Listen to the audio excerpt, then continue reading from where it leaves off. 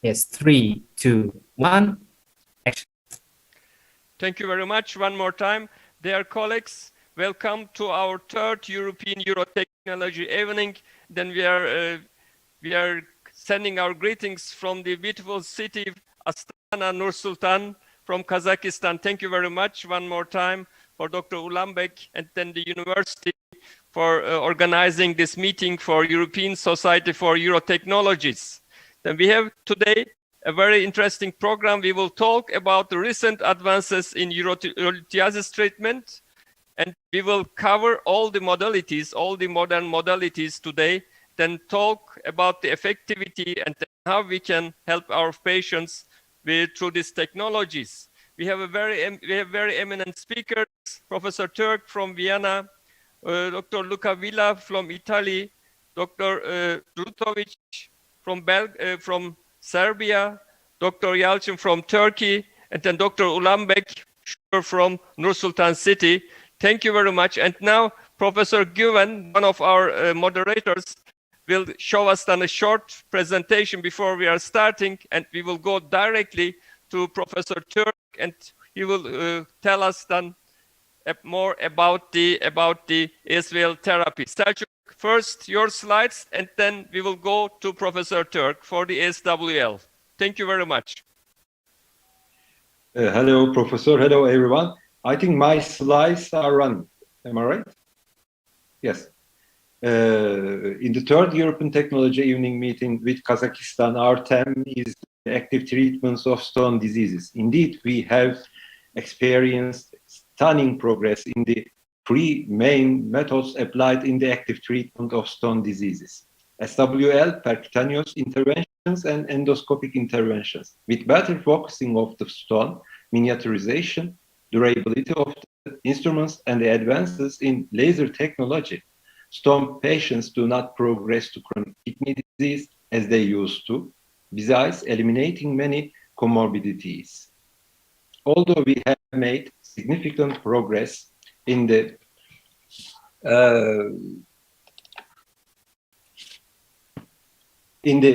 stone treatments,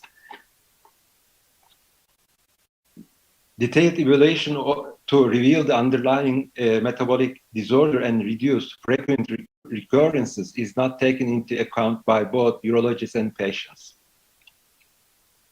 About 1 in 11 people has kidney stone at some point in their life, prevalence similar to diabetes. The prevalence of kidney stones is increasing in industrial nations, resulting in a corresponding rise in economic burden. Nephrolithiasis is now recognized as both a chronic and systemic condition. More than 50% of those who are diagnosed with stone will have another within 5 to 10 years. 2 out of 3 SWL patients have risk factors for recurrent stone disease. SWL and surgical procedures for kidney stone removal do not change the underlying metabolic abnormalities that cause recurrent stone formation. Treatment strategies to prevent recurrent stones are aimed to correcting urinary abnormalities that predispose to stone formation and comprise drugs or dietary measures.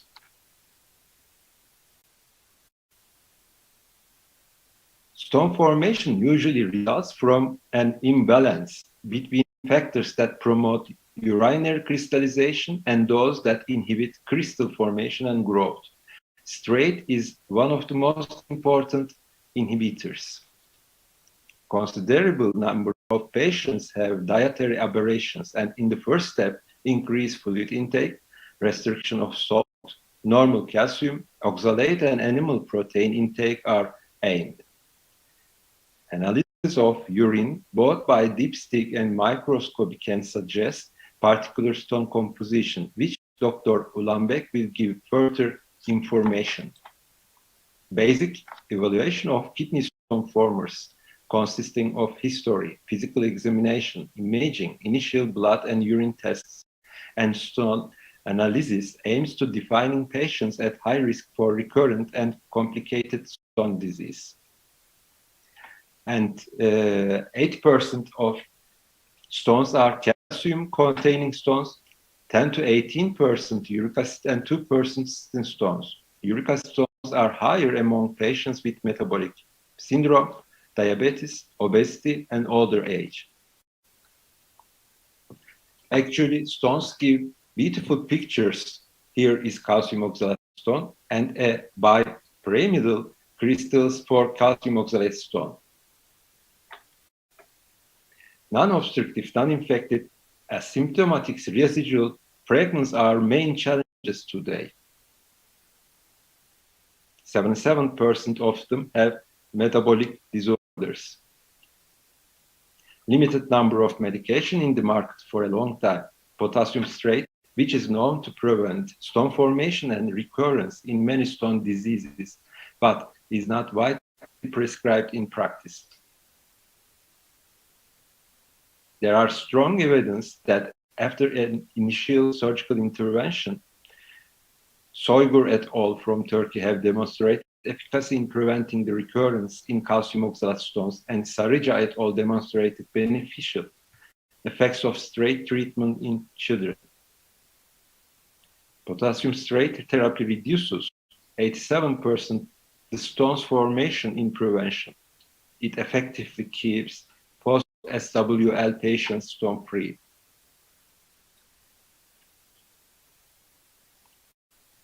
The patients with hypostraturia who did receive replacement therapy tended to require lower number of SWL sessions. Also, meta-analysis clearly show potassium citrate supplement significantly reduces stone recurrence after SWL treatment during the 1-year follow-up and can have an important role in preventing kidney stone formation. And is the medical management of urolithiasis outweigh potential side effects, health-related quality of life between potassium citrate or thiazides and overall stone-related quality of life? Among stone formers, use of potassium citrate and thiazides is associated with better quality of life across all Wisconsin Stone Quality of Life questionnaire domain, without increased likelihood of gastrointestinal complications and fatigue or sexual complaints. The success rate of medical dissolution therapy for the treatment of uric acid nephrolithiasis from a stone moving into the ureter as it is reduced in size during the dissolution process.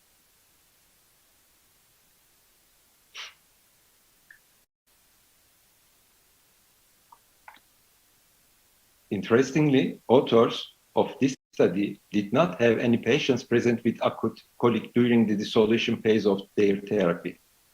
14 patients, which is the 67% of the study, had complete stone clearance during the follow-up. Looking at the long-term recurrence rates in uric acid stone formers with or without medical management, patients adherent to medication had 47% smaller stone recurrence size and lower rates of surgical intervention. Both EAU and AUA guidelines suggest potassium citrate strongly for hypercalciuria, enteric hyperoxaluria, and hypostraturia. Also, thiazide, diuretics, and potassium citrate therapy to patients with recurrent calcium stones in whom other metabolic abnormalities are absent or have been addressed and stone formation persists. Thank you for your attention. I just want to give this information at the beginning of the session in order to take attention to medical evaluation and treatment. Thank you. Thank you very much, Selçuk, for giving us then this overview about the metabolism and what can be done more important also beside the surgical therapy. We have now here Professor Türk. Professor Türk, ASWL is still in the therapy. We are waiting for your nice presentation. Thank you very much one more time joining us. Stage is yours, sir. Thank you so much. It's a pleasure. It's an honor to talk here to all of you. Thanks for the invitation. And well, I'm going to concentrate on those stones left in spite of citrate therapy. And as I I've heard there are a lot of young urologists joining and listening to our presentation. That's why I wanted to start with a short back view of how it came to shockwave lithotripsy anyway. Most of the young ones won't know that anymore because that started observing problems with, observing problems in supersonic fighter jets caused by water droplets, both on the metal and on ceramic shields as well. So the company tried to figure out what was the reason, and doing that, they tried to turn it around and said, okay, if something can break metal, perhaps it also can break other things, like perhaps stones. And the first stone disintegrated was in a dog with a single shock and was divided into two parts. You can see them here. So you see that it is possible. And then they started to develop devices for multiple shocks. And then at the very end, it resulted in the first human treatment in Munich in 1980. I want to get rid of this. Yeah, in the 80s. And you can see in the center here, you can see the big bath tube. That once was called the most expensive bath tube on Earth. In this bath tube, it was filled with water, and water was used to transmit the shock wave. Sorry, going back. These two yellow cylinders here, that's the X-ray localization system. So that's how it looked like when they started with the treatments, or when we started with the treatments in humans. Since that time, a lot has happened. The equipment became newer, became smaller, less expensive, partly mobile. Nowadays, you can just have this in your operation room and then connect it to the X-ray device or to ultrasound device whenever it's needed. The focal zones can be switched to different sizes, and especially when used with ultrasound, that allows a continuous control of the localization, then smaller zones can be used, resulting in less painful treatments. So nowadays, outdoor or day clinic treatments are very common. Still, the shockwaves are created in different ways. One is the electrohydraulic way, we just talked about. Still, there are machines using that. You see that's a half ellipsoid, and the spot gap in the focus 1, that's reflected, and they are all then focused in F2, where the patient has to be positioned. But there are also other possibilities, like all the electromagnetic devices. If it's a steel membrane or if it's a steel cylinder like this one, they all create with electric voltage a short expansion, and then this wave is focused in a focal zone. Alternatively, piezoelectric layers can be used. Piezos expand with electric voltage and create a shock wave, and as this is a concave bottom, they're all orientated to one focal zone like this one. You see here in the middle, or here in the middle, there's a hole, and these holes can be used for the localization system, if it's X-ray or if it's ultrasound, if you want to do inline monitoring of the procedure. Like here, there's an ultrasound machine connected to this device. Over the time, not only the devices became smaller and cheaper, but also more indications were examined. In urology, not only stones, but also in Induratia penis plastica, they tried to treat. Prostatism is one of the indications, but also the orthopedics use shockwave lithotripsy, as well as the surgeons, internal medicine, cardiology, for wound healing, for angioneogenesis. And most recently, I just found a publication of even use low-dose shockwaves to treat Alzheimer's disease. It's a publication from this year. So you see a lot of indications, and just a few weeks ago, this paper mentioned down here on the left side compares the quantity of publications per decade on interventional stone removal modalities. So comparing how many papers were published for ureteroscopy, for PERC, and for ESWL. And you can see nowadays ESWL relatively is a bit less compared to the others. Last century it was the other way around. ESWL was much more. At that time it was new. Nowadays we have, as already mentioned, the results of lasers and all these things that makes techniques that makes it more popular for publication. Well, the indication for shockwave lithotripsy, that's out of the EAU guidelines. I want just to summarize these two flow charts and say, okay, all smaller stones up to 1 centimeter are ideal, usually ideal stones for ESWL under specific conditions. However, they need to be localized and targetable, and that depends on the localization, and fragments need to pass. So you see there are always options alternatively to shockwave lithotripsy, and how can we select the best between the therapeutic options mentioned in these flowcharts? For ESWL, there are two tricks. Select the best patient, and afterwards perform the best shockwave lithotripsy. This one probably is not the best patient.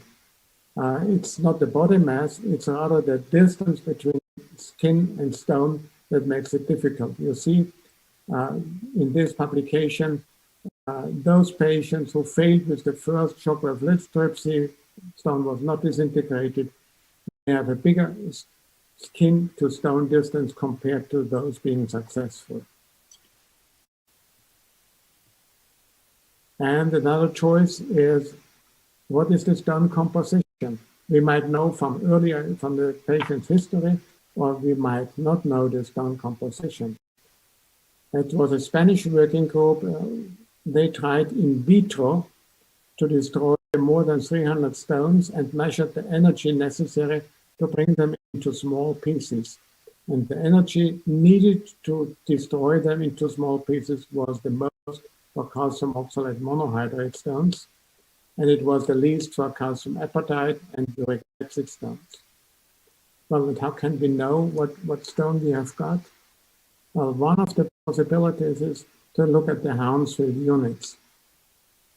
You can predict the fragility in some way, measuring Hounsfield units. However, CT scanning allows as well to analyze the stone microstructure, and I think that's even more important. The microstructure could be heterogeneous, comparing with even with stones of the same overall Hounsfield unit density. You see, that's a heterogeneous stone, that's a homogeneous stone, and the index, the stone heterogeneity index, is nothing else than the standard deviation within the measured field. I give you an example. The next paper just published this year, but I want to concentrate on the photo, on the X-ray and the CT scan here. There you see the Hounsfield units are 1457, and the standard deviation corresponds to stone heterogeneity is 101. So that's pretty low, meaning being the stone is very homogeneous. The higher this index is, the more heterogeneous the stone is. And this was also evaluated retrospectively in the study of this paper, and they could show that the successful stones have a lower Hounsfield units in average compared to the non-successful, and the stone heterogeneity index, or the standard deviation, is higher, so it's more heterogeneous compared to the non-successful stones of the ESWL. So that's a possibility, and that also explains the heterogeneity, also explains to me why sometimes calcium oxalate stones break perfectly, having Hounsfield unit up to 1500, and others don't even react with a Hounsfield units of 100. So always try to take care into consideration also the homogeneity or heterogeneity. And then to the best out of the treatment. And the best out of the treatments also mentioned in the guidelines like this one are the several things. The shockwave rate, 1 to 1.5 hertz, up to 2 perhaps. So it's around 60 to 120 per minute. Ramping means that you start with lower and lower energy and slower shockwave rate. Might even make a break and then continue slowly going up stepwise. This ramping makes some vasoconstriction, therefore less tissue trauma, and the patient gets adjusted to SWL. Correct coupling, I will come back in with my next slide. Careful monitoring during SWL. It doesn't make sense to look at the football plays, the football screen while doing the SWL. You need to control the patient all the time. You might realize moving the patient, you might realize moving of the kidney, and you might even realize dislocation of stone fragments and might follow them. Proper analgesia is important not only because of the life quality, but also it limits the movements and respiratory excursions. Coupling has been evaluated, and that's a company-driven thing using an coupling control, a visual coupling control, but it shows that in vitro and experimental work, you might lose easily half of your acoustic energy if you have a lot of air bubbles, like in these two slides here, in these two parts here. Those air bubbles occur in particular if you reposition the patient, so if you disconnect and connect again. That was also proven clinically now a few years ago, showing the stone fill rate. Caring about ideal coupling is much better than if you just connect without controlling air bubbles.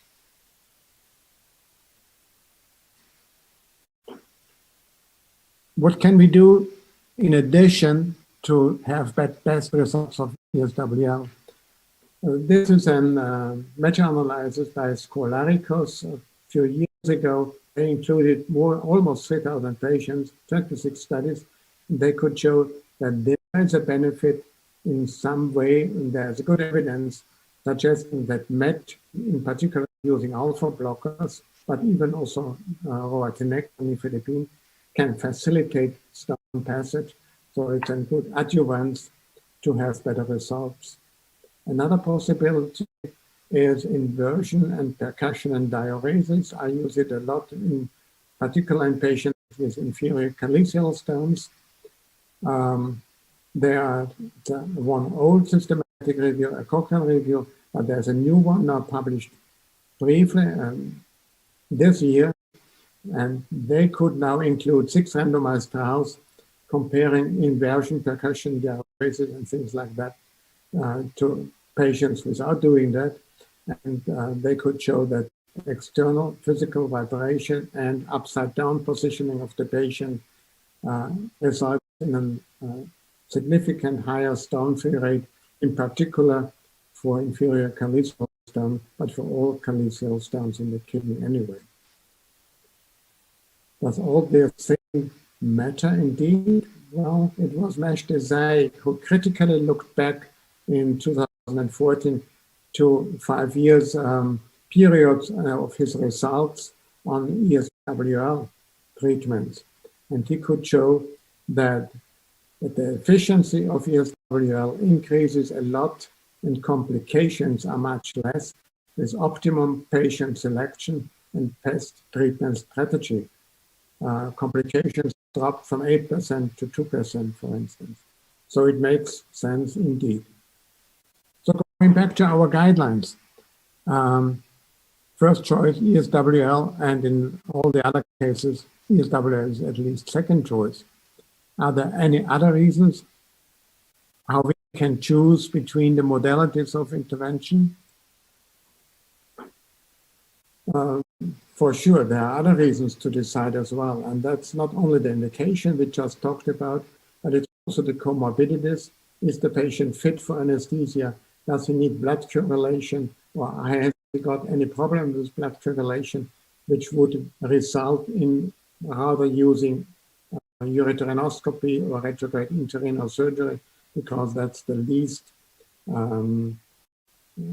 problem for coagulation problems.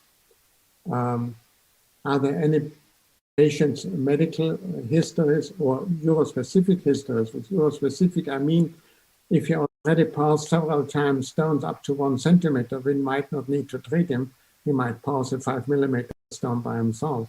Did he previously have a stent or endoscopies causing either a dilated ureter, more tolerating stone passage, or that the previous intervention might have caused strictures, or that there are strictures post-trauma? So these endoscopy, these urospecific history is important before you choose the particular treatment. The other reasons are what treatments are available, what techniques are available in the area, what expertise is available, and what's about the healthcare system, what's covered by the healthcare system, and what's the patient's preference, depending on his profession, on where he lives to or where he works to, travel to hospital, all the cost issues, and perhaps stent removal issues in the area he's living on. So all this has to be considered, but if you choose ESWL, it still is an attractive treatment modality for the mass of the stone, and the mass of the stones are not the big stones, they are the stones up to 1 centimeter. But that's for the moment for ESWL, but what's coming in the future, 2 or 3 slides on technical developments, since a new method of lithotripsy was used in vitro first a couple of years ago. These are burst waves. Burst waves are broadly focused bursts of ultrasound rather than a shock wave. You see there's a pipe in the shock wave. That's a shock wave with a cavitation. That's a burst wave, less cavitation. It just recently, I think it was this year, it was in 2021. It's a brand new publication again. They did 2 patients in vivo using burst waves instead of shockwave lithotripsy. And they also pointed out the theoretical difference between shockwaves with the spikes and the burst waves, which have lower pressure amplitude, less cavitation, less tissue trauma, and allow a much higher shock wave, so treatments are much shorter. And burst waves, shock waves break stones into big pieces, and then they break them down into smaller pieces. That's what Rasweiler said is the billiard effect. So, and that's why I use shock waves faster and slower rates, slow rates to break them up, and faster rates to have the billiard effect and break them into smaller pieces. With burst waves, they primarily break, if they break, into small pieces. And you even could then, with focused ultrasound, try to transposition stone fragments out of the inferior calyx, for instance. That's in a Posin study 8 years ago, but a few years ago in Journal of Endourology, this was in 2019, was published, and they could show that they monitored endoscopically when they did ureteroscopy, and then they tried to dislocate the stone from its pulsed ultrasound out of the calyces into the area of easier access for ureteroscopy, and they could move a great percentage of the targeted stones. So that's both promising and perhaps influencing our promising developments, and they perhaps will influence our decision in a few years on what treatment we're going to choose. So that's what I wanted to show you. Thank you very much for your attention. Thank you, Professor Turk. Thank you very much. Please, Professor Güven, please. Thank you, Professor Turk, for this highly informative update. And it was a great pleasure to listen SW from you. SWL is still a leading modality treatment of urolithiasis. And thank you again. I would like to invite Dr. Luca Villa, dear Luca, to stage for Ureteroscopy update. Good evening, everybody. Thank you very much for your kind invitation. For me, it's really an honor to be here to share with you my knowledge regarding ureteroscopy. Let me share my screen. I hope you can see it properly. I want to sorry. Okay. So I've been asked to talk about the surgical technique of ureteroscopy. In my opinion, a good ureteroscopy is defined by the possibility of obtaining a safe ureteral access, along with the possibility of performing an efficient lithotripsy that makes the patient free from any clinically significant residual stones. What does it mean to obtain a safe ureteral access? In my opinion, a ureteral access can be defined as safe when the surgeon adopt all those measures to avoid any kind of perioperative and postoperative complications. And we are talking about, with regard to intraoperative complication, we are talking about the possibility of intraoperative bleeding, the possibility of causing a false passage of the guide wire below the ureteral mucosa, the possibility of causing a perforation of the ureteral wall during the placement of ureteral access sheaths, up to the possibility of causing a ureteral avulsion, which is the most worst scenario that an endourology can deal with. But we have also postoperative complications, and I am talking about the possibility of causing ureteral strictures due to a not proper management of all the endoscopic equipment that can hesitate into the creation of a ureteral stricture. The first step for me, it's really important when you have to identify the ureteral meatus in order to cannulate the ureter. It's really important to consider the anatomical environment you are to deal with.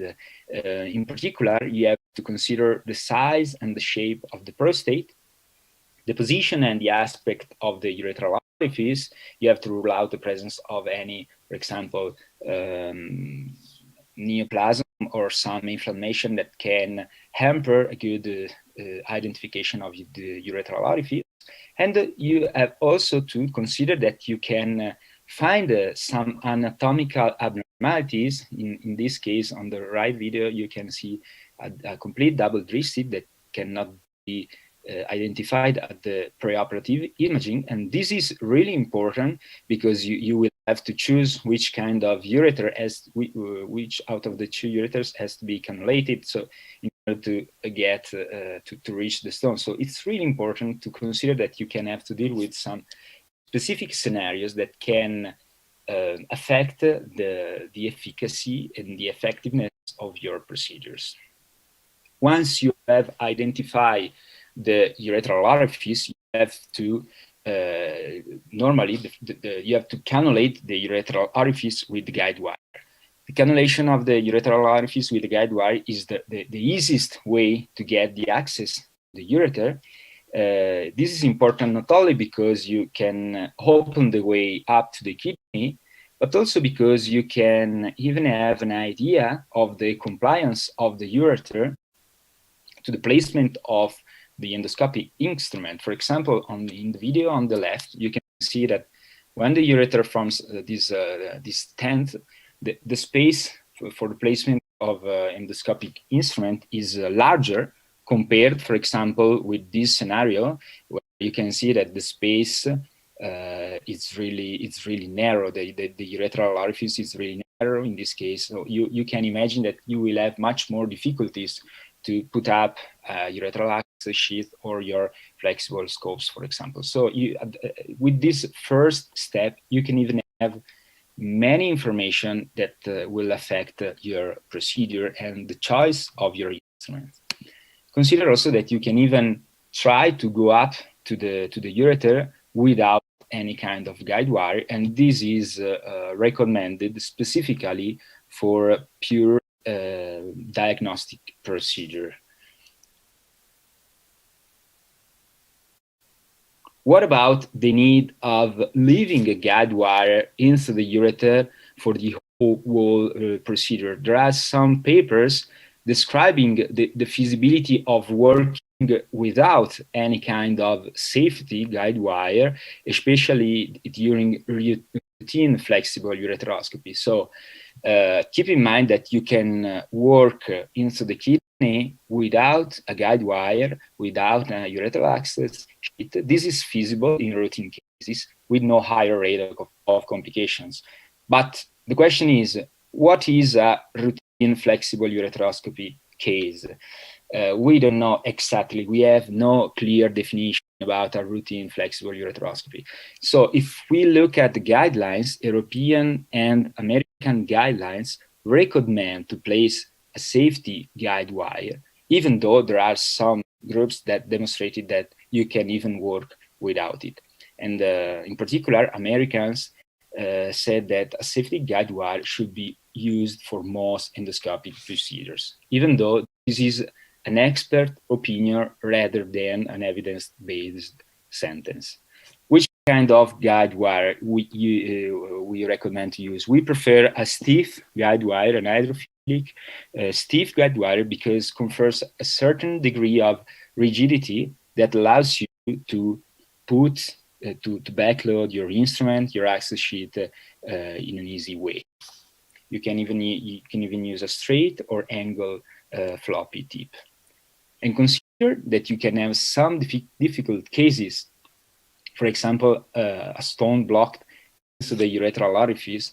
Like in this case, you can see that the urethral orifice is swollen, and this can cause many difficulties in cannulating the urethral orifice with your guide wire and with your urethral catheter. And in this case, a whistle tip urethral catheter should be preferred relative to a cylindrical tip urethral catheter, like in this way, because you can see that with this combination, a cylindrical tip urethral catheter and a regular guide wire, you can have many difficulties in putting the guide wire into the right place. So in this case, it's even better to use a whistle tip urethral catheter with an angle tip, which is better than a straight tip. Because you have to consider that the ureter can be narrow as well. The mean ureteral diameter is 10 French, and you can even have a false passage of the urethral orifice created by a wrong placement of the guide wire or the urethral catheter. And with this combination, an angle tip guide wire with a whistle tip urethral catheter, you can easily find out the real urethral orifice, which is at 10 o'clock when you are in the right side, or at 2 o'clock when you are on the left side. So you have also always to consider that this particular scenario that can make your urethral access more difficult. What about the use of contrast medium during your procedure? In the European guidelines, the retrograde pylography is not mentioned, and the author says that you have to perform a contrast study, a preoperative contrast study, if you want to plan a stone removal in order to know properly the anatomy of the renal collecting system.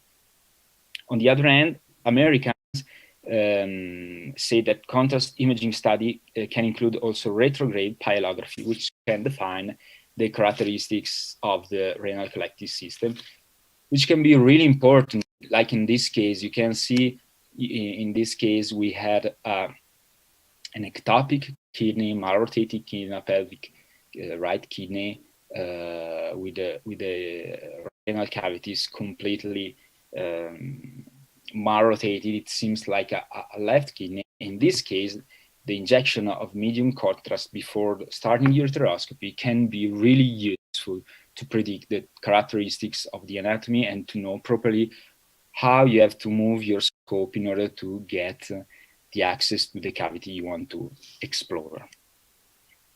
What about the next step is the placement of the ureteroscope. How can you place the ureteroscope? You can place directly the scope into your ureter, a semi-rigid or a flexible scope, with the so-called wireless technique that I showed you before. And then you can, or you can place a guide wire before, or a ureteral catheter to help the placement of the guide wire, and you can also perform a pyelography as I show you, but this can be considered optional if you already know the anatomical characteristics of the intrarenal collecting system. And then you can ascend coaxial with the scope, or advance the scope on the safety guide wire, or even better, on a second working guide wire with the so-called railway technique. Like in this case, we already placed a guide wire into the ureter. And since the ureter was narrow, we put a second guide wire into the working channel of your instrument, of our instrument, and then we go up directly on the working guide wire, getting a good access to the ureter and finding out our stone at the prevesical level. And then you can remove your guide wire, and then you can start your procedure. What about the use of ureteral access sheath? Is it always necessary or not? Once again, I want to start from the guidelines. The European guidelines say that the use of ureteral access sheath depends on the surgeon's preference. No specific recommendation about its use.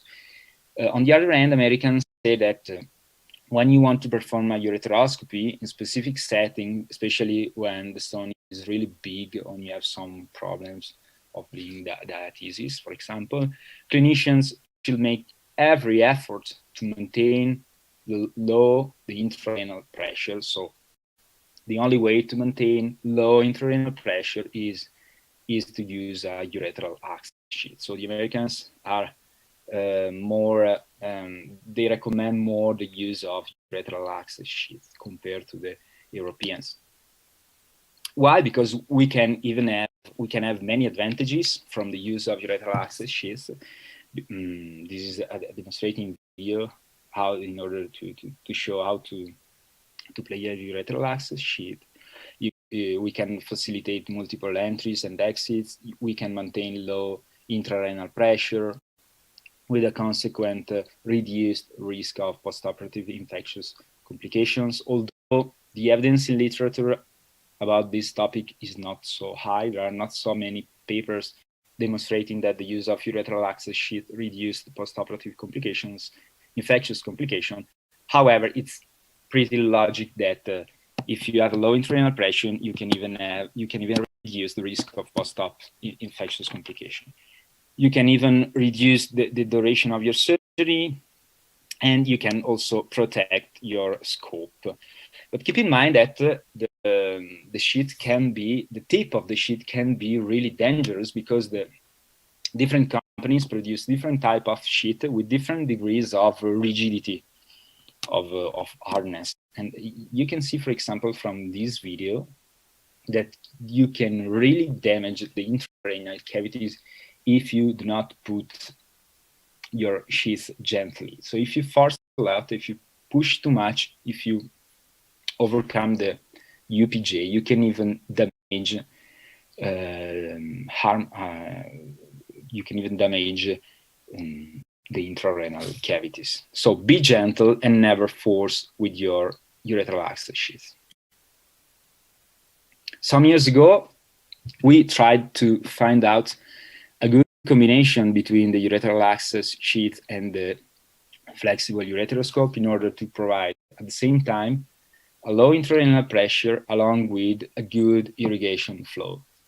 So we tried in an in vitro model, and we tried all the different combinations between the ureteral access sheath and flexible ureteroscope available at that moment, 5 years ago. And we found out that when you use a very small ureteral access sheath, 9.5, 11.5, you can only use 3 different instruments, 2 fiber optic scope and only 1 digital scope. Obviously, when you increase the size of the ureteral access sheath, you can even use whatever the scope.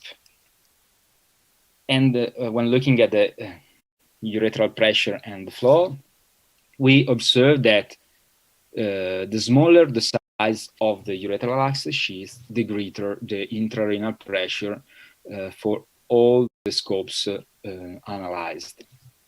And we find out that a good compromise is the use of a 10-12 ureteral access sheath, because its use, combined with all different scopes, can provide a quite low intrarenal pressure, around 30 milligram mercury, which is the limit for the pilovenous backflow.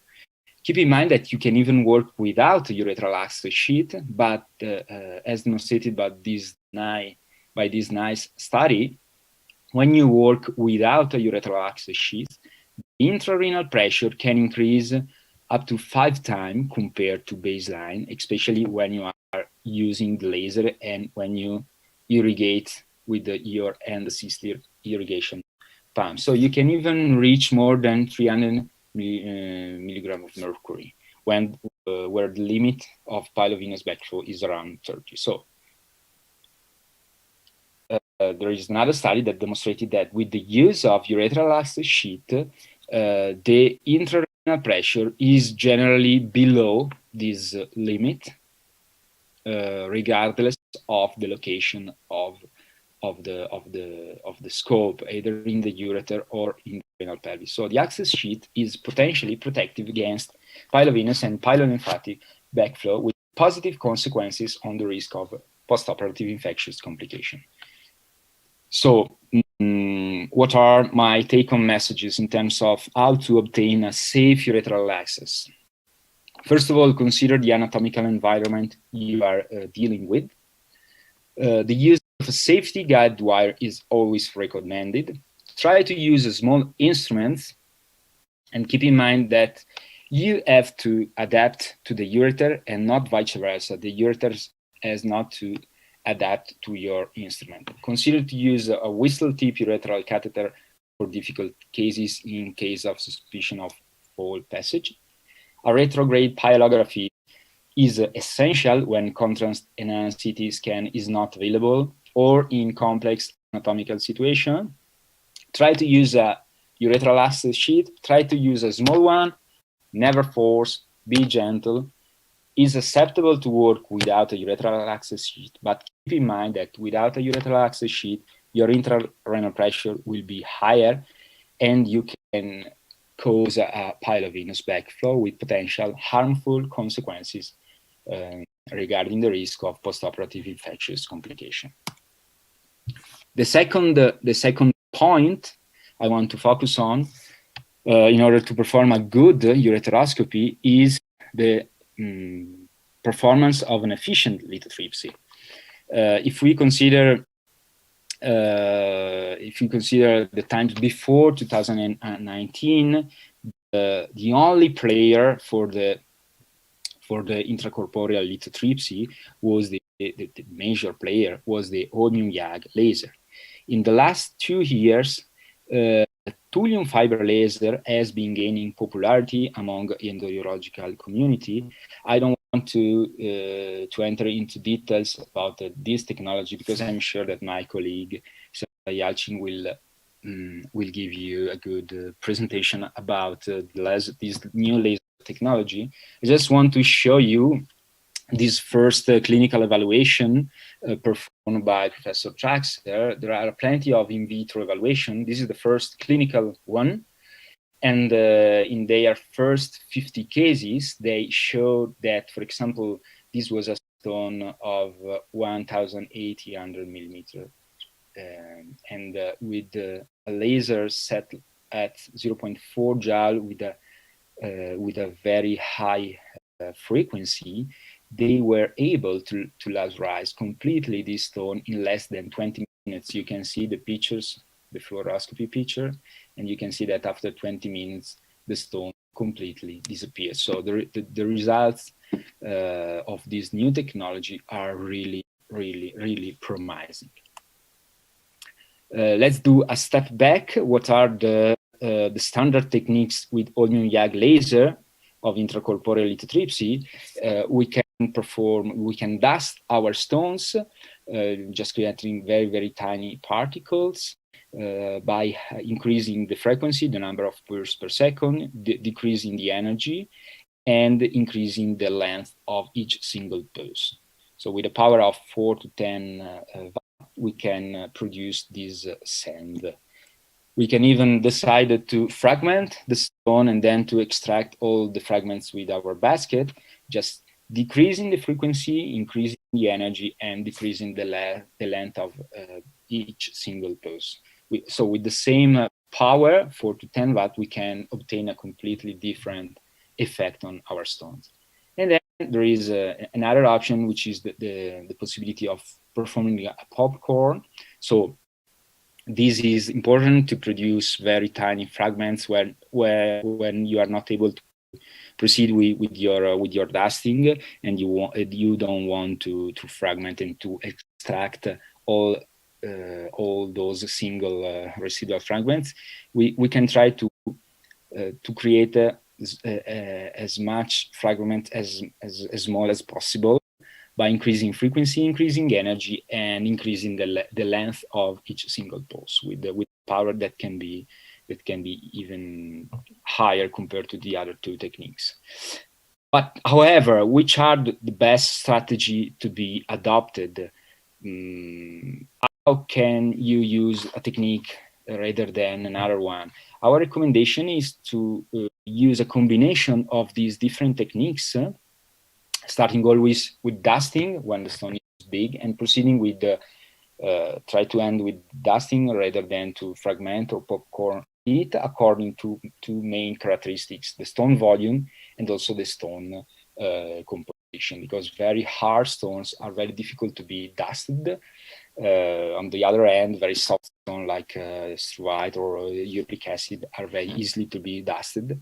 So according to the composition of your stone and the size of your stone, you have to combine all these different techniques in order to obtain the best effect you want to. Thank you for your attention, and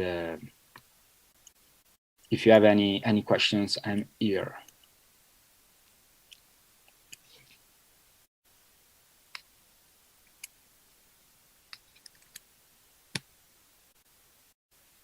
Thank you very much, Luca, for this nice overview. Really, we could see what options we have, and then what were problems. Some tips and tricks, very useful, also. But sure, we will keep the part for the laser sources, laser energy for Sardar here. I think we have Professor Özgök very shortly in our line. I don't know if he is here. Good evening, everybody. I am very happy to see in this meeting. I would like to invite Dr. Otos Durutovic. He talks about the percutaneous nephrolithotomy. Thank you very much, Professor Özgök. Now we are going to Otash, and Otash will show us the best tips and tricks for a successful PCNL therapy. Thank you very much. Otash, stage is yours. Thank you, Ali. I would like to thank Professor Ali and local organizers for the opportunity to participate in this workshop also I said in regards to colleagues in Kazakhstan, but also all the speakers, very nice lectures until this moment. So when we talk about PCNL and how to improve its safety and efficacy, we have to say that what is already known, that in the last decade the incidence rises, and Americans are very precise in their statistics. They say 1 in 11 Americans will be treated. So that is an increase of the number of patients, but also I think patients are changing and they are more demanding. They are Googling and they want to be stone-free immediately. So they are more demanding than previously.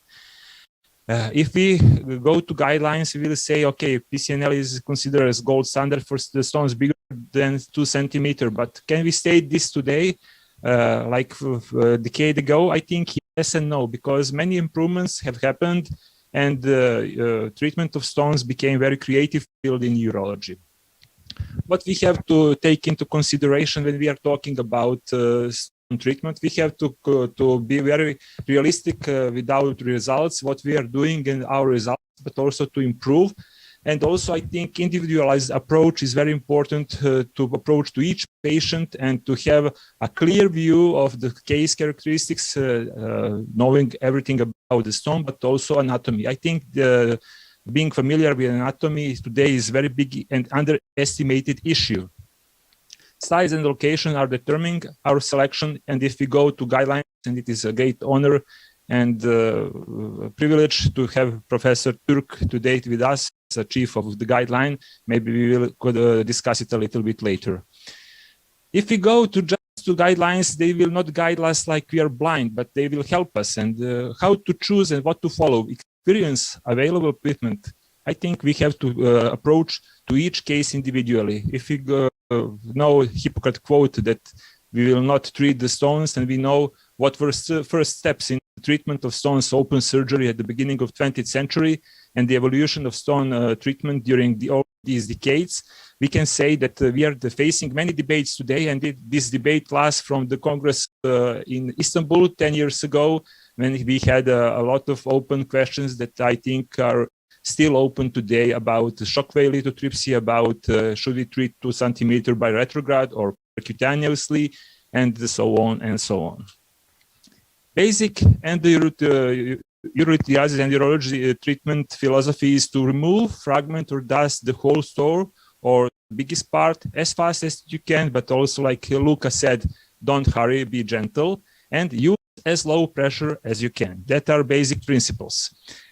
These principles are followed by the techniques we are using today. We had more present data recently from Professor Turk, but I think treating stones and being a surgeon, first step to become a surgeon is to being familiar with anatomy. If you don't know anatomy precisely, you are not capable to perform safe and efficient treatment of stones inside the kidneys.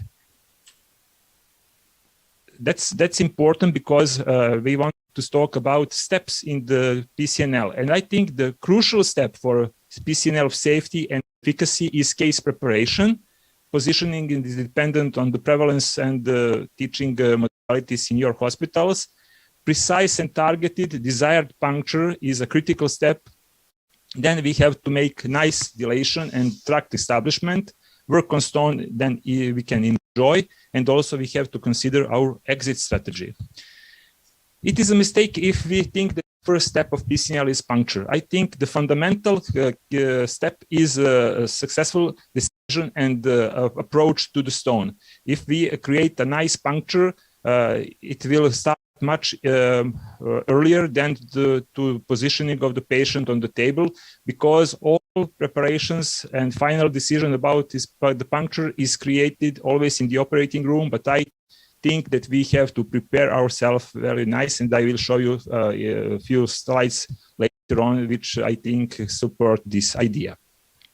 Ureter catheter and retrograde contrast study, like Lucas said, is essential even in retrograde surgery. It is not the other case in percutaneous surgery. Contrast study gives us final and precise data about anatomy. We have a dynamic anatomy that sometimes can be different to the one on the images. And also the tip of the ureteral catheter can prevent stone migration down the ureter. Even if some stone fragments, if move beside the catheter, it will be small fragments that may not cause us problems later on.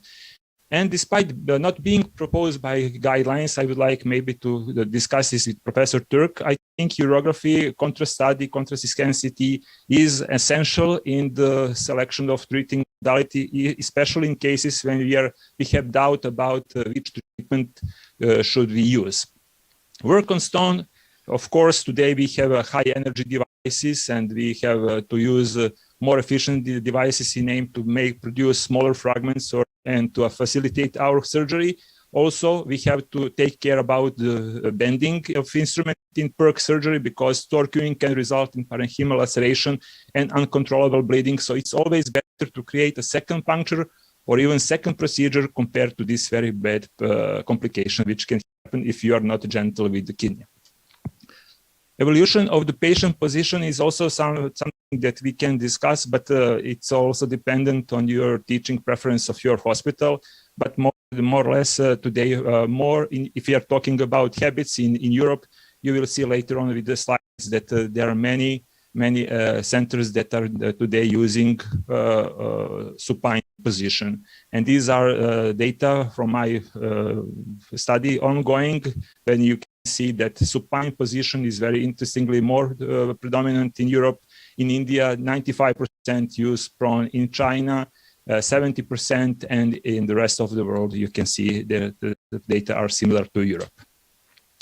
Being familiar with the renal anatomy and calyceal anatomy and puncture is essential for a safe and efficient PCNL.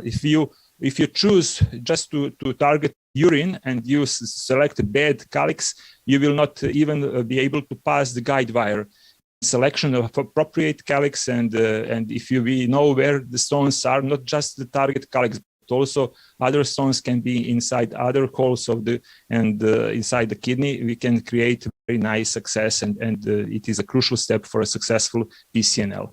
Of course, we all know about the Bredel line. If we had an older teacher, as I had in my past, we know that there is a vascular plane in the joint of the front 1/3 and the back 2/3 of the parenchyma of the kidney and the renal arteries branches. So that is the field where we should go by our needle. Also, if I talk this in front of our friend and teacher Evangelos Diatsikos and Panos Kalidonis, they will not agree because they have their opinion about the puncture, and they gave some proofs about the puncture and that transpapillary is not bringing its safety. But until this moment, I think this is very honest from some previous webinar where we have Evangelos, Panos, but also our friends Hoznek from Paris. And you can see that mostly urologists still prefer to do it transpapillary, about 1/2, and honestly 30%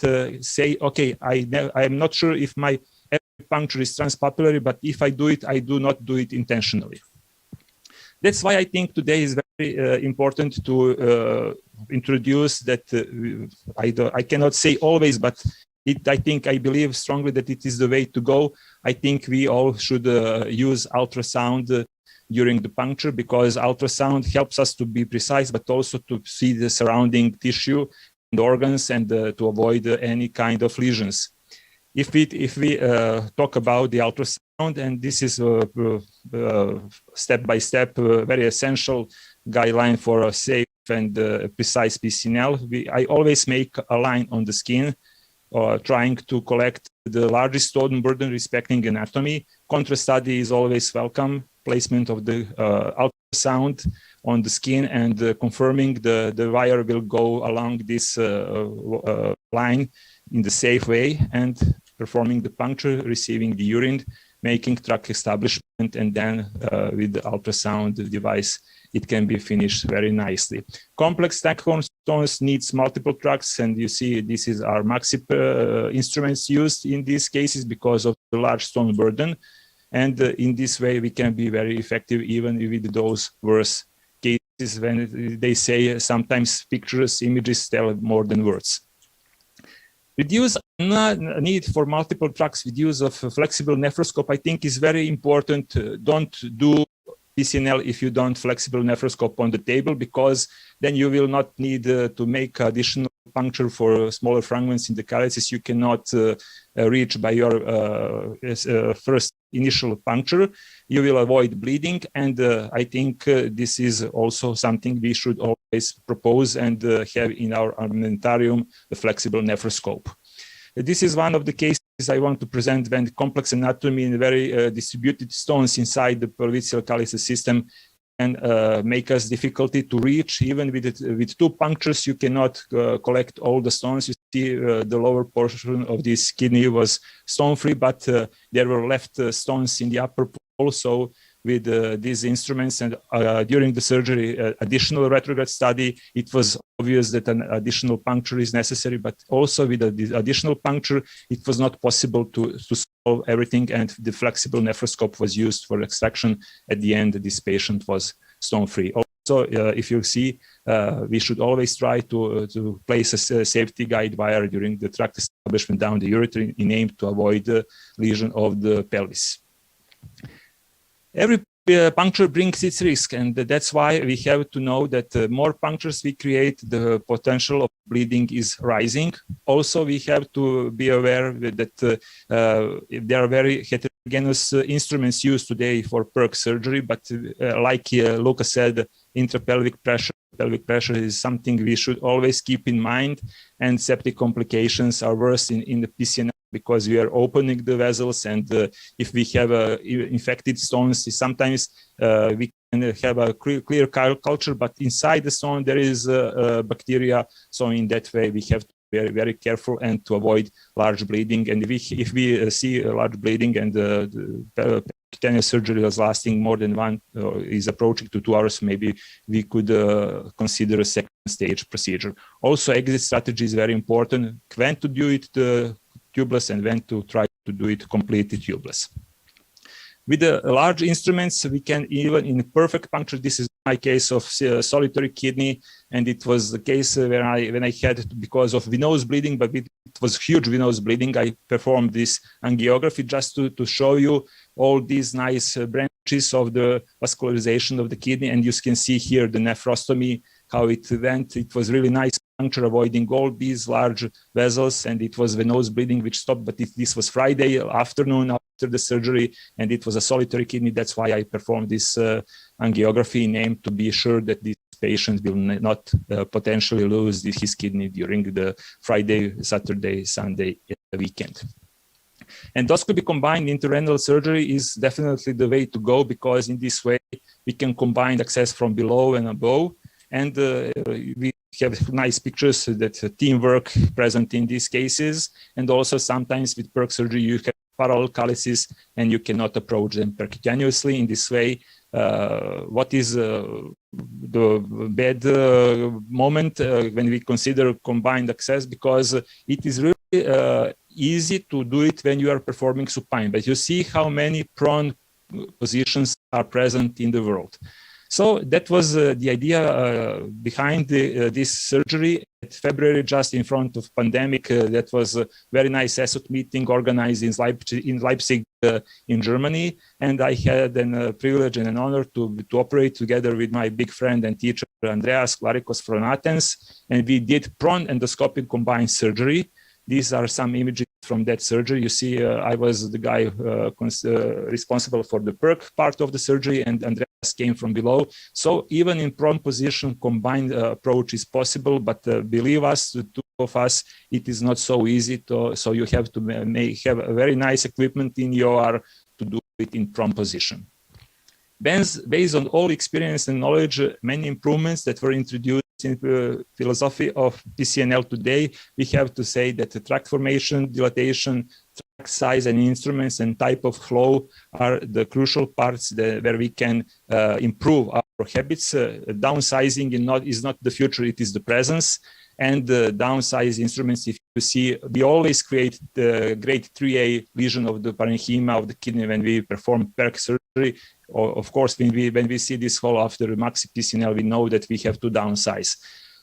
First steps a decade ago, when we started with downsizing, were problems because of the size of instruments and flow, and we had the problems with visibility. Also, we have problems with large fragments removal and residual fragments, but also because of bad visibility and limitations of instruments, prolonged operative time.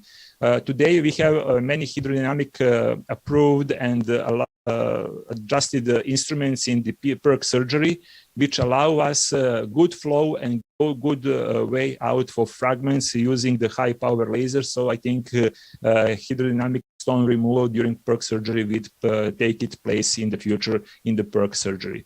Always take care and never forget, be limited with your time you are doing intrapelvic surgery percutaneous, because time and pressure will always result if we don't take care with sepsis. PCNL strategy, and to conclude this lecture, is we don't have to be ultimative and to look to stone triplet as a one occasion chance, because we can stage our procedures. We have not to be ultimative, especially in complex cases, and to try to push surgery to 4 hours, because it's always more wise and more gentle for the kidney and for the patient and for the renal function to be realistic in our expectations. I think that today we have to improve our skills in both ways of case preparation and stone access. Stone access is well established until this moment, but I want just a few more slides to show you. I think case preparation, and I would like once more to address this question to Professor Christian Turk about the contrast study before complex cases in stones treatment. Should we insist on contrast study, because contrast study and pelvic system anatomy can help us, and I think these are very nice 3D kidney modeling and printing models of the pelvic system, and this is very nice study coming from Turkey about 3D modeling, when you can see it is sometimes easier when you have 3D modeling to say, okay, if I know where are the stones, I can adjust and select appropriate calyx for the puncture in aim to decrease the number of punctures, but also to select the perfect approach for a stone treatment.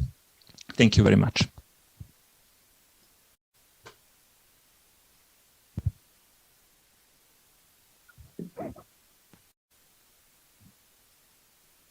Thank you very much, Otash. Thank you very much one more time. I could not interfere because Professor Rasweiler has called just now. He is also following us and sent his congratulations for this nice meeting, and then also for Professor Turk. Otash, there are then 2 questions coming from our community. Can you hear me? Yes, I can. Okay. Which lithotripsy method is more efficient for PCNL in terms of speed of stone destruction and stone-free rate? What are you using? We will talk thereafter with Sardar about the laser sources. But what is your choice during PCNL when you are going to fragmentation? What would you actually propose in this case? I think today we are facing the capability of using the high power lasers and downsize instruments, but if we have to be realistic and we have to treat large and hard stones, I still prefer to consider standard instrument and ultrasound probe, because in that way we can be very fast and we can also extract large fragments. So I think in every case, like Professor Turk said, when we are selecting the appropriate patient for shockwave lithotripsy, but also for retrograde intrarenal surgery, we have to be familiar with the stone characteristics. That means that if the stone is huge and hard, it is hard to accept that with use of downside instruments and laser, we can solve this case with percutaneous surgery. I think Luca has showed us also in his presentation very nicely for which stone we can to use them, which technique. Thank you very much one more time, Luca. It was very nice with the energy sources. Sure, you left then this laser part for Sardar, and then he's coming now for telling us what has done these laser sources changed then in our life, in our stone fragmentation, in our then endoscopic procedures. Sardar, stage is yours. We are waiting what's new with lasers in the stone surgery. Thank you very much. Thank you very much, Otash, one more time. Thank you very much. Can you hear me? Yes, everything fine. You Okay. can go. Okay. Very valuable moderators, speakers, and participants. I'm proud and happy to be among you as a speaker. First of all, I would like to greet you from Turkey, all of you. In this 15 minutes presentation, I would like to talk to you about stone disease-based laser technologies. From the first pulse dye laser, all of you know about this, to the now globally used holmium YAG lasers, and now with the advance of the thulium fiber lasers, this area remains a hot topic in endourology. So depending on surgeon preference, stone burden and location, varying technique can be adapted during laser lithotripsy. This is a very wide topic, and I will try to give you a brief information. First of all, I would like to give you a brief information about what is the principle of the laser at the beginning. As you know, a laser beam is basically a radiation, similar to a light bulb, that is a light bulb emits. And there are three big differences with the light bulb. Of course, the light bulb emits several wavelengths, but the laser has only one wavelength. So this means it is monochromatic. And the light bulb radiates in all directions, whereas the beam of the laser is directed. The laser light is coherent, so the wave trains are much longer than those from a light bulb. But what does laser mean anyway? The laser is an acronym for light amplification by stimulated emission of radiation. It sounds first complicated, but actually it is not. Let's look at the diagram here. Laser amplify light by absorbing and radiating energy. The laser radiation is generated by a laser source. And for this, concentrated energy is supplied to a crystal rod. It's called solid state laser or a special gas mixture. And we call it gas lasers. The crystal rod or the laser active gas is arranged between two mirrors. And this generates a light resonator that directs the laser light into a specific direction and amplifies it in this manner. Here you see the components. A laser consists of a laser medium, for example, a gas, energy source pump, and two mirrors. And one of these mirrors partially transmissive for the technique. Here is a general overview of how it works. The laser medium consists of principles that are in their basic states. The pump, here you see, the pump feeds energy into the particles and they rise a higher energy level. If any of these particles then falls back into that basic state, energy is released in the form of a photon, also called light quantum.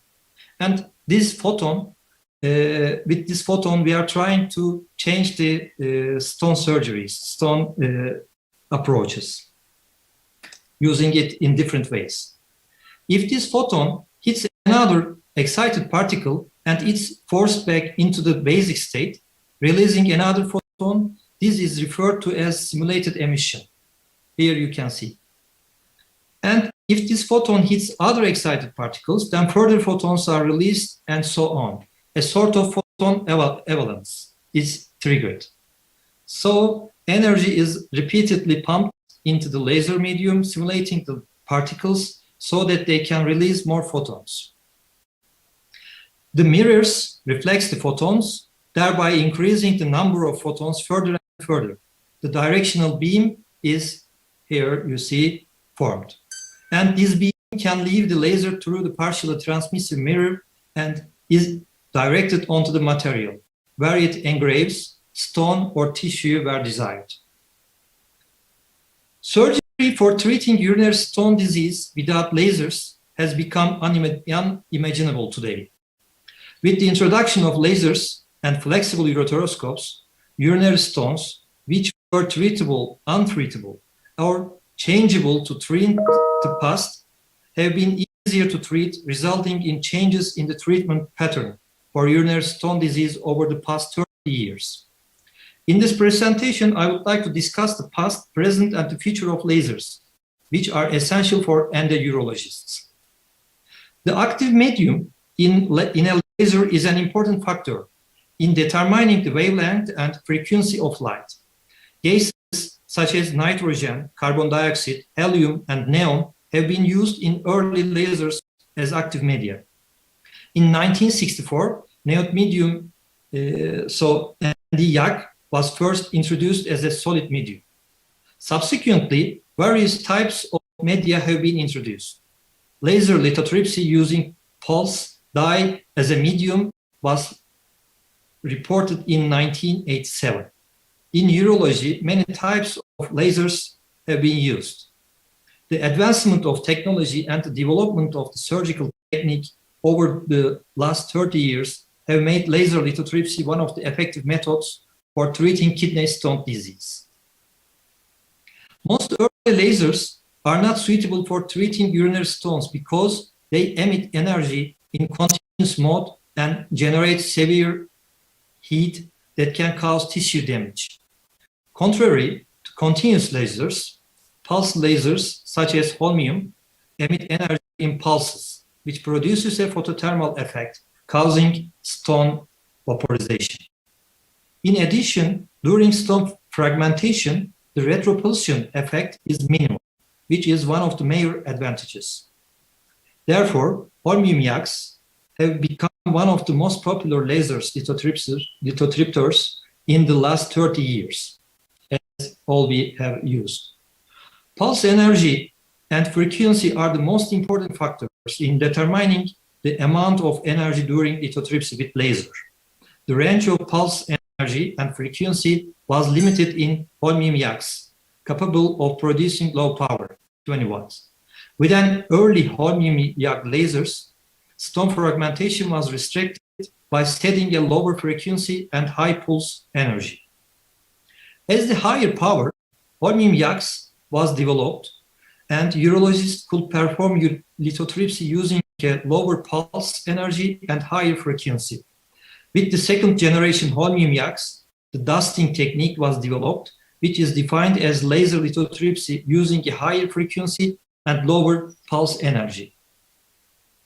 First and second generation lasers were operated at a fixed pulse width.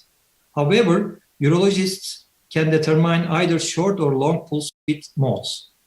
And for stone surgery, the long pulse mode has many advantages, such as less stone retropulsion and laser fiber tip degradation. The most recent holmium YAGs with a power of 120 watts can implement the MUSES technology. The MUSES technology mode produces two different laser pulses. The first pulse divides the water between the laser fiber and the stone, and the second pulse hits the stone.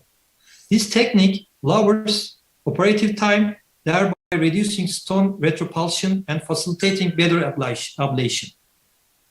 Here you see some use of lasers with different energy settings. And these new modes, superior lithotripsy efficiency and treatment control introduced. And these settings can provide lower stone retropulsion, no need to chase the stone, simplify procedure, cutting down treatment time, enhanced treatment effectiveness, better energy transmission. Holmium YAGs is still the most widely used laser system, nearly in all hospitals, for treating urinary stone diseases, and is recognized as the gold standard in lasers. However, holmium YAG has several limitations, as all we have experienced. Compared with pneumatic or ultrasonic lithotriptors, excessive dust is formed while disintegrating the stone, especially when performing the dusting technique. Excessive heat production is another limitation. Therefore, a large generator size is necessary for cooling the laser machine. This generator causes excessive noise, which is also a disadvantage of holmium YAG. Another problem is the difficulty in producing smaller laser fibers.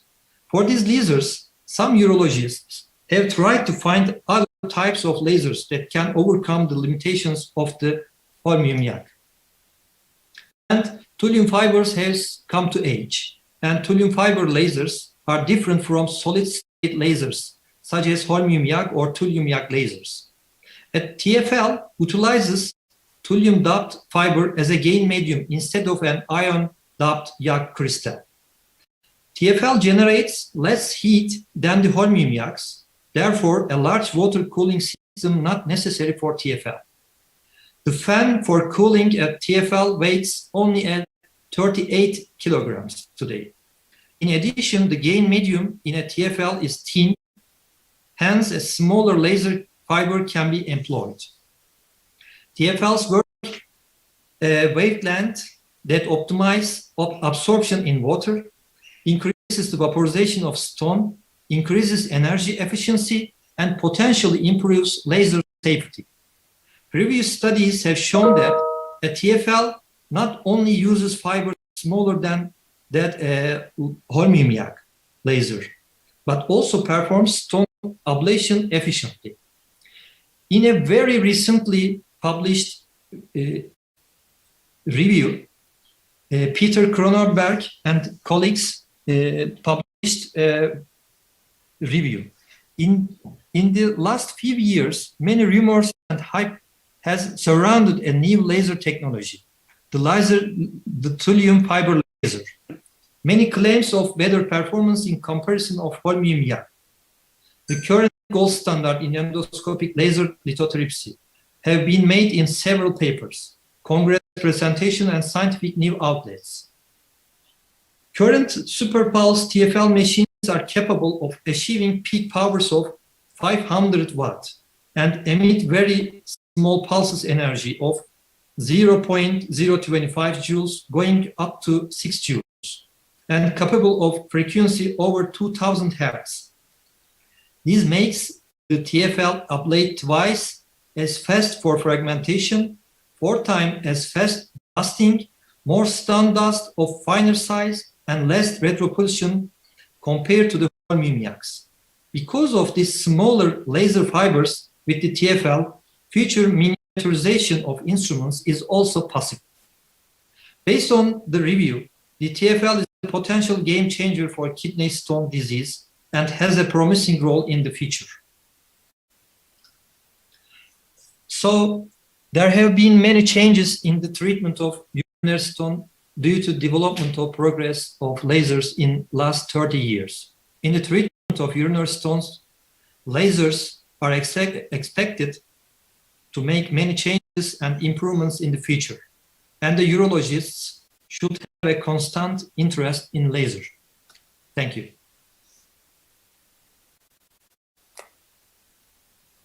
Serdar, thank you very much for this nice presentation.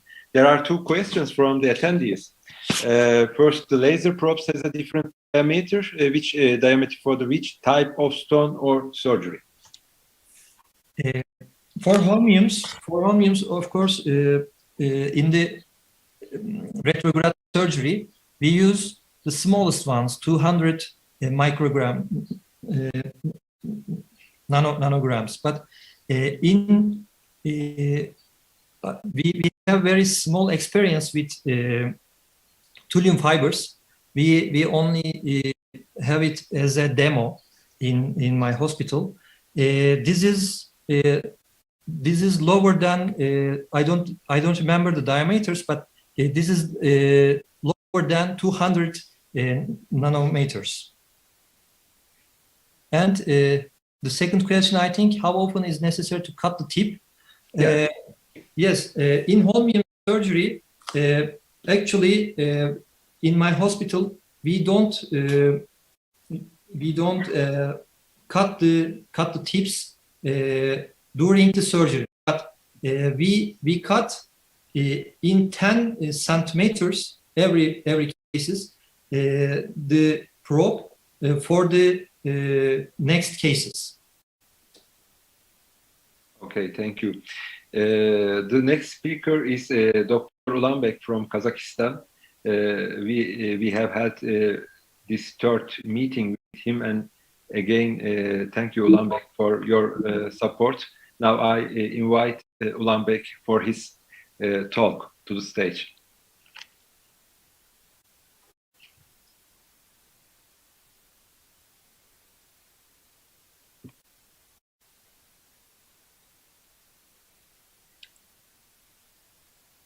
We don't hear you.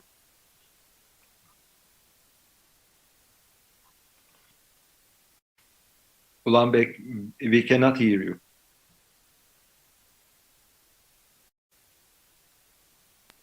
This is the problem from the beginning, I think. Yeah.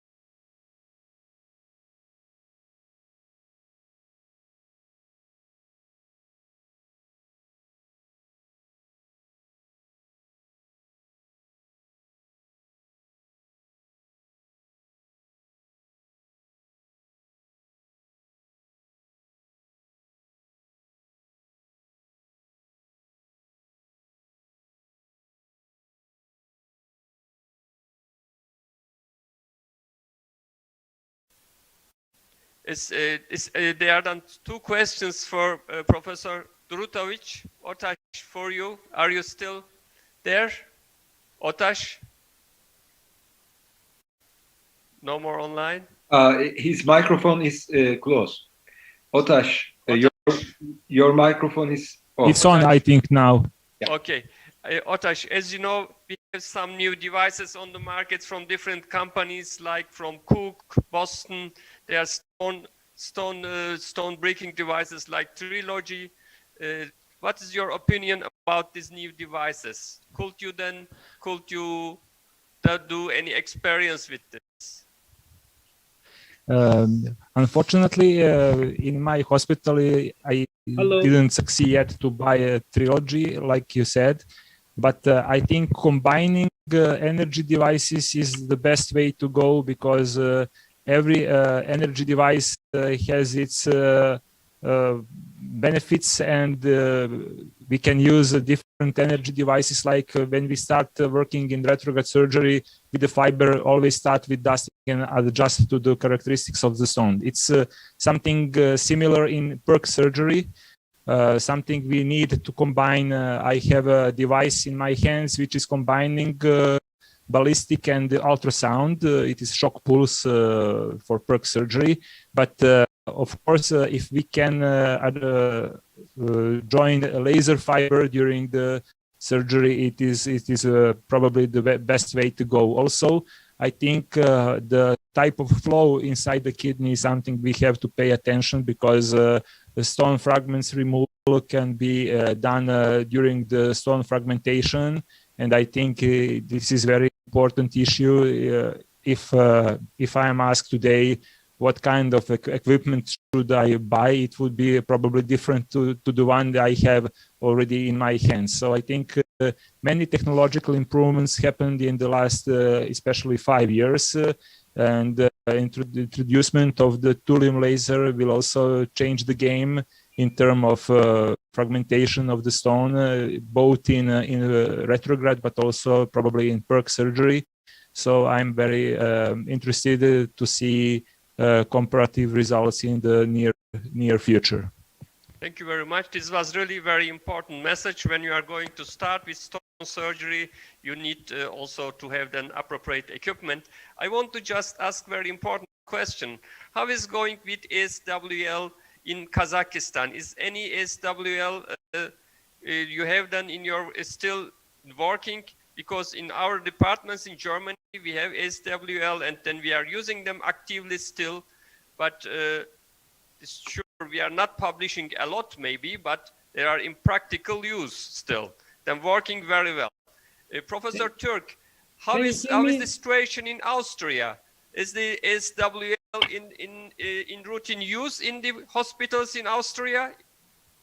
It's still in routine use, even more now during COVID era. I think it's more and more done on an outpatient basis. So it's no ideal, no exact figures are available therefore. I want to add one point.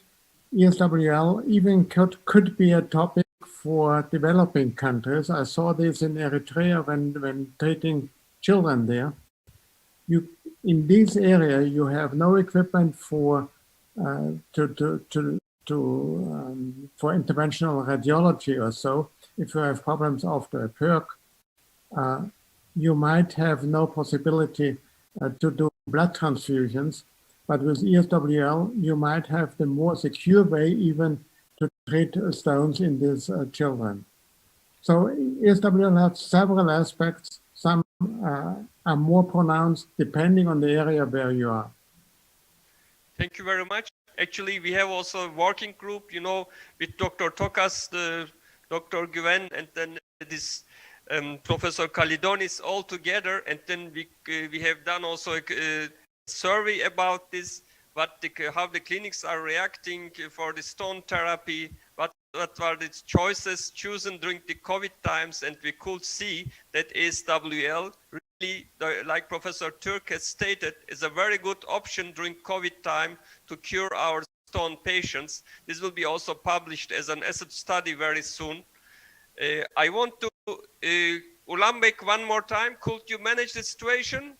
Can you hear me? Yeah. Yes, this is like a miracle. Excellent, excellent. Just go. Yeah. I want to answer for your question about shockwave lithotripsy. The shockwave lithotripsy in our country is more frequent used in our hospitals than RIRS, and it's some kind of issue with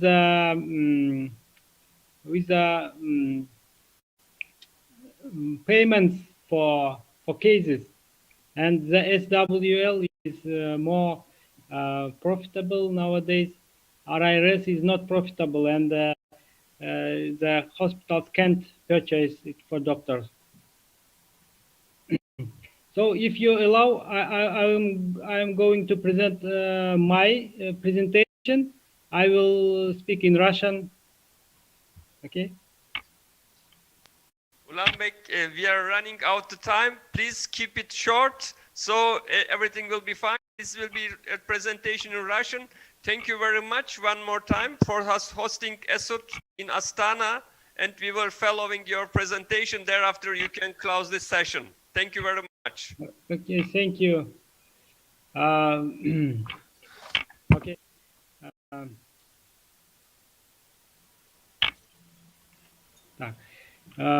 Анализ камня, анализ мочи у пациентов с мочекаменной болезнью. The analysis of the stone and international consensus and the overview of the literature. According to the data of Robertson, here you see the prevalence of urolithiasis and the probability of stones emerging among the citizens of various countries. And here you see the largest prevalences in the Arabic countries, in USA, Canada, in countries with warm climate, and the probability of repetitive urolithiasis during 3 years is 38%, within 10 years 74%, and within 25 years 98%. And the frequency of relapses here in this study, what we see is the frequency of relapses depending on the surgical interventions. And as we see during the open surgery, which was associated with full stone removal, the probability of the relapse was much lower, and probably it was also associated with some individual concrements. However, our colleagues from the UK conducted their own analysis of efficacy. And if we stick to the classic Hippocrates recommendations of drinking more water, it will be more expensive economically wise. They made a computation of each particular case, and it was shown that metabolic prophylaxis of repetitive of relapsed urolithiasis is economically feasible. Here is a consensus of the authors on the urolithiasis, and here you see the consensus that was reached by this group of experts on urolithiasis.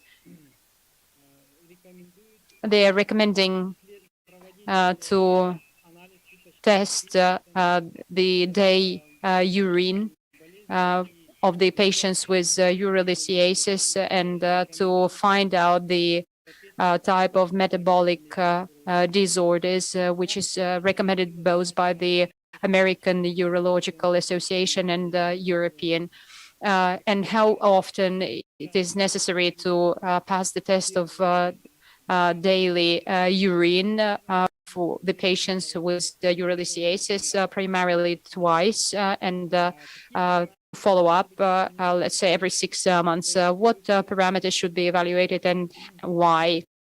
During routine tests of day urine, it is recommended to define the volume of urine pH, calcium, citrate or oxalate, urine, creatinine, and usually the laboratories can carry out this type of tests and analysis. What will be the additional tests that are recommended? As of today, in the market, there are available some pH meters which enable us to measure pH of urine and the percentage of deviations, and to carry out some corrections, whether or not it is necessary to evaluate crystalluria. And some experts believe that it will be indicative of the type of the stones, and it will also single out various types of crystalluria. How to analyze the stones? Some believe that it should be spectroscopy, röntgen diffractory, infrared spectroscopy, scanning electron microscopy, and X-ray diffraction.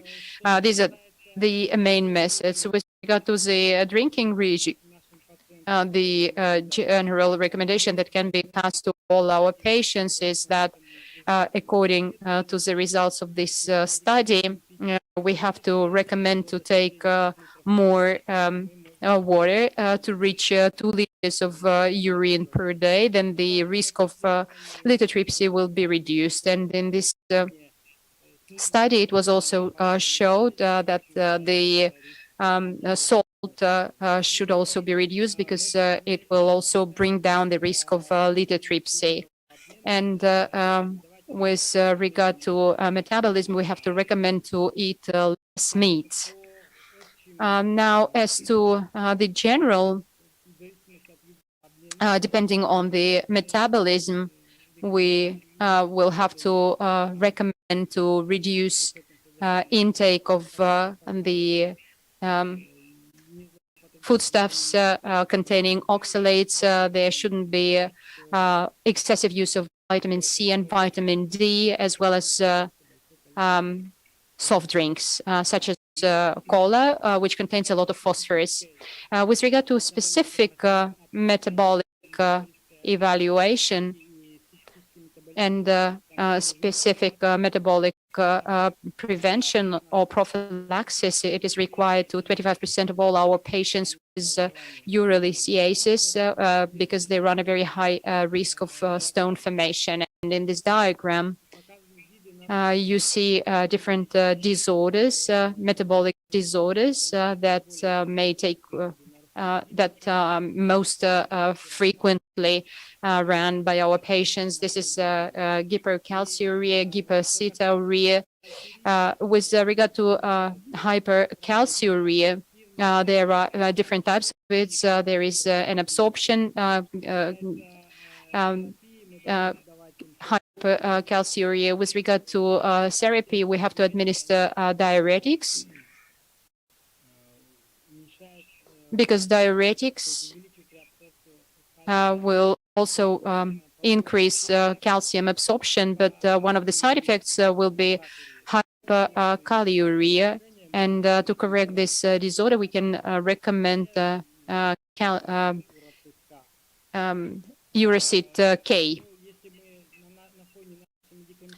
At the background of our therapy and treatment, therapeutic treatment, if there is no good result, and if we see that the patient still is displaying a very high level of parat hormone, and we will have to refer such a patient to the endocrinologist. With regard to hyperoxaluria, there is intestinal, dietary, primary, and idiopathic.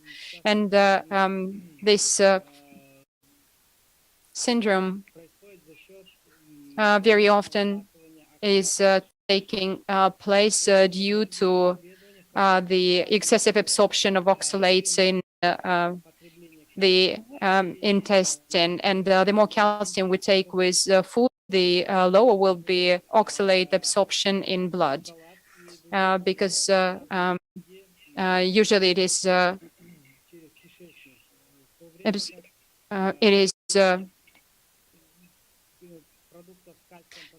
exported from the intestine. In case if it is not in sufficient volumes, then it will be absorbed in the blood, and then it will be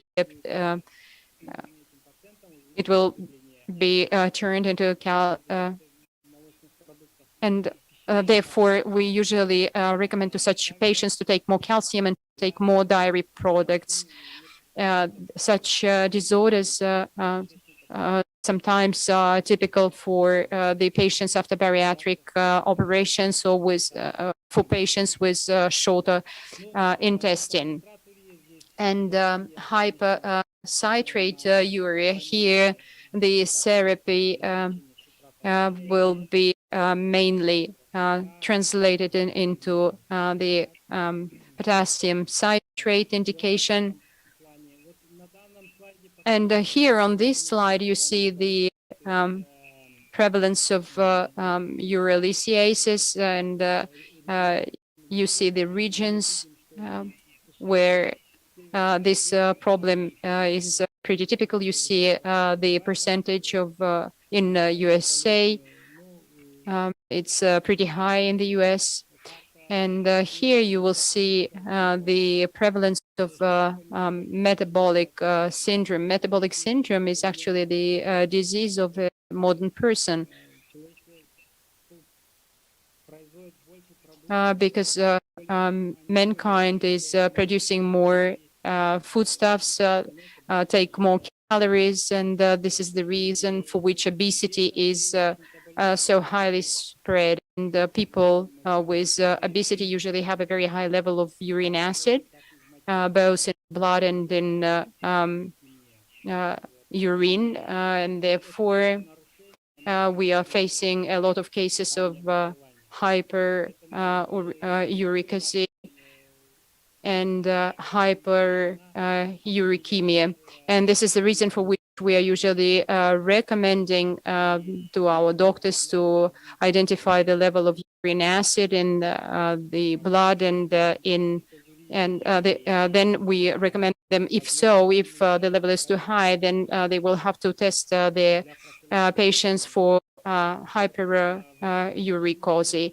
And pH of urine is also playing a very significant role. And here we see the, let's say, safe zone from 5 to 5 to 6 to 2. And if urine is more acidous, then there will be a very high likelihood of cystine in cystine content raise in urine and urine acid. If otherwise, calcium phosphate will be sedimented, and also very high pH is typical for struvites for infected stones, which contain a lot of bacteria. And in this regard, it is necessary to use pH meters to correct pH or urine pH. If urine is too acid, then it will lead to crystallization, and to correct this acidus pH, it is necessary to use citrate mixes. And if you have, dear colleagues, any questions, please write down your questions in the chat. And I will, well, this is it for me.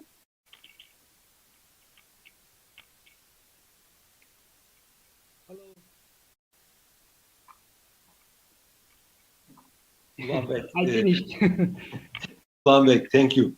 Thank you. I think the time is over, and I would like to thank for these all beautiful presentations, Professor Turk, Otash, Luca, Serdar, and Ulambek. And I also want to thank Esut and Professor Gözcan for this extraordinary opportunity. Thank you again to all speakers. Thank you. Thank you. Yeah, Thank you. I'm glad Professor. to meet all of you in online webinar, and I hope we can organize some kind of offline event. In-person meetings. Yeah. Oh, in Nur Sultan City with Professor Turk and other speakers. Professor Turk, please. I didn't want to say that. I just wanted to say thank you. I wanted to ask you if I should address give a short answer to the questions raised on contrast study from the previous speakers.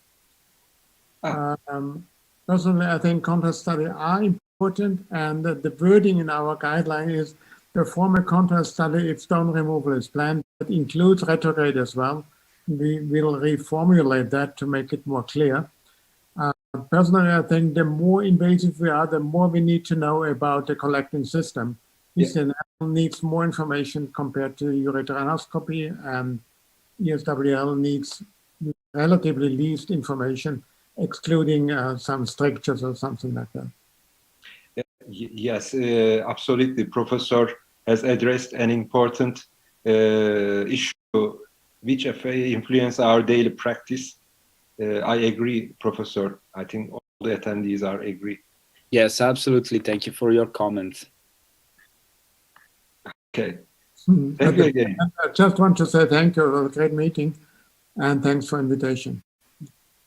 We are thankful. Thank you. Thank you, friends. Thank you. Bye-bye. Bye-bye. Thank you.